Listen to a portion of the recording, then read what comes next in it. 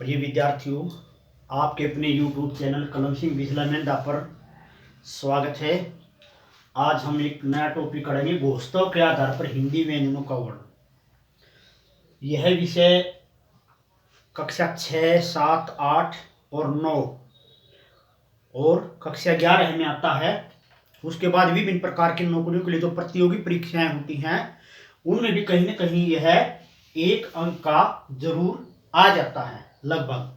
तो आज हम इसको सही तरीके से यानी ट्रिक से इस चैप्टर को क्लियर करेंगे। कैसे, देखिए, घोषितों के आधार पर, पहले तो घोषितों के आधार पर अघोष और सघोष व्यंजन होते हैं। अघोष किनको कहा जाता है?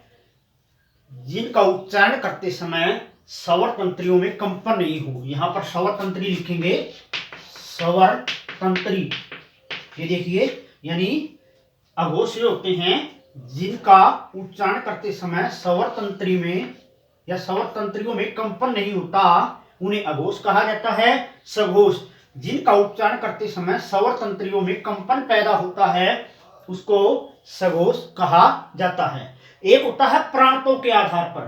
प्रांतों के आधार पर तो प्राण का अर्थ होता है हवा निकलना। अभी देखिए, ये है घोषितों के आधार पर क्या कहा जाता है?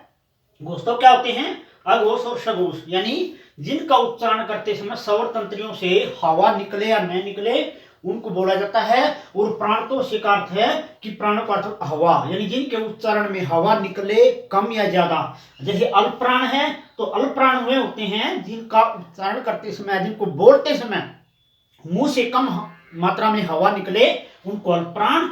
और जिनका उच्चारण करते समय मुंह से ज्यादा हवा निकले, उसको महाप्राण कहा जाता है। अब हम अगला देखेंगे चैप्टर इसको। जैसे हमें पता है ये क वर्ग है, ये च वर्ग है, ये ट वर्ग, ये त वर्ग और ये प वर्ग, ये इसके हैं। और इस आधार पर इनको करेंगे तो क्या करेंगे? ये 1 2 3 4 5 यानी का क्रम है 1 2 3 4 5, इस तरह के क्रम है ये। अब जैसे हम ये देखेंगे अघोष, सबसे पहले जो अघोष होता है जिनका उच्चारण करते समय कंपन नहीं होता, तो उसको क्या करेंगे? इसके लिए हम एक निशान बना लेते हैं, ट्रिक बार है। और जो सघोष होता है उसके लिए हम क्या बना लेते हैं? उसके लिए ट्रिक बना लेते हैं 345, ये ऐसी। इसका मतलब क्या है उसका? कि इसमें 1 और 2 है। जैसे ये 1 है और ये 2 है, इनको रख लेंगे, यानी 1 और 2 किस में रखेंगे? अघोष में। ये हो गया। इसका मतलब क्या है? इसका मतलब यह है कि पहला और जो दूसरा है उनको अघोष बोला जाता है। घोष, ये हो गया इसका, ये इसका ट्रिक है, मतलब ये हो गई। ये देखिए, ये है इसका अघोष, यानी 1 और 2। इसका मतलब क्या होगा कि इनका उच्चारण करते समय कंपन नहीं होता। देखिए, क ख, च छ, ट ठ, त थ, प फ, इनका उच्चारण करते समय किसी भी प्रकार का कंपन पैदा नहीं हुआ, इसीलिए इनको अघोष कहा जाता है, यानी किसी प्रकार का घोष नहीं होता उच्चारण में। दूसरा हो गया सघोष, जिनके उच्चारण में कंपन पैदा हो स्वर तंत्रियों में, इसके लिए 345 है। 345 का मतलब है 3 4 5, यानी जो 3 4 5 में रख दीजिए, यहाँ 3 रख दीजिए, यहाँ 4 रख दीजिए और यहाँ 5।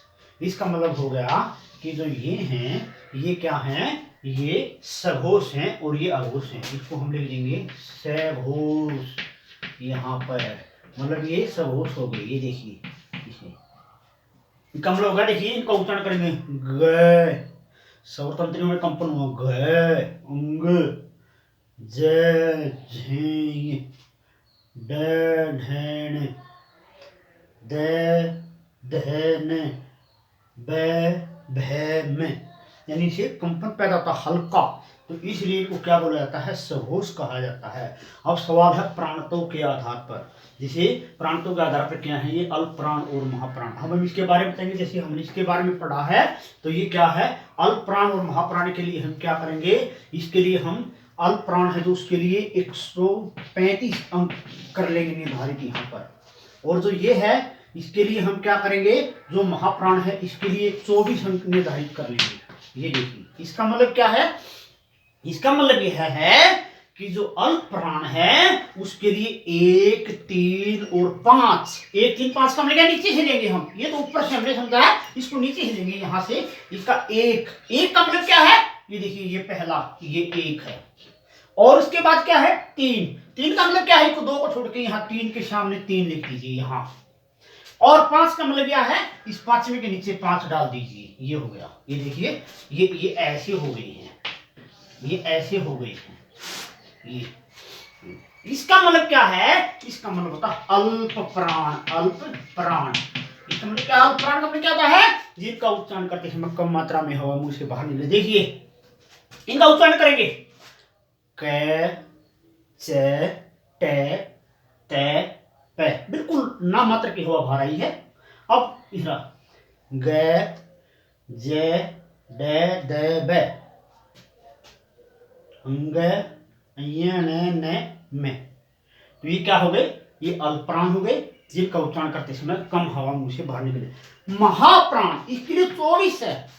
24 का मतलब क्या होता है, यहाँ 24 का मतलब है पहले 2 आएगा, यहाँ 2 लिख लीजिए, फिर 4 है, यहाँ 4 लिख लीजिए, ये हो गई, ये महाप्राण, क्या बोलेंगे इनको, महाप्राण। महाप्राण का मतलब क्या हो गया, यहाँ पर महाप्राण का मतलब ये हो गया कि जिनके उच्चारण में मुंह से हवा अधिक निकले। अब इनका उच्चारण करेंगे, देखिए दूसरी, ख, लंबा खिंचाओ, छ, ठ, ठ, फ, ये देखिए, ग, ज, ड, द, ब, तो ये क्या हो गए, ये एक तरह से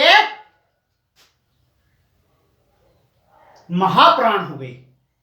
तो ये बिल्कुल आसान है, इसका ट्रिक दोबारा से समझा देता हूं कि अघोष और सघोष याद रखें, उसके लिए 12 और इसके लिए 345। इसका मतलब ये है 3, 4, 5 का वर्ग लेने, 1, 2 का लेने, और इसके लिए हम क्या रखेंगे, इसके लिए 135 रखें अल्पप्राण के लिए, और महाप्राण के लिए 24 अक्षर याद कर लें। इसका मतलब क्या हो गया कि महाप्राण को 2, 4 ले लें और इसमें 1, 3, 5 ले लें।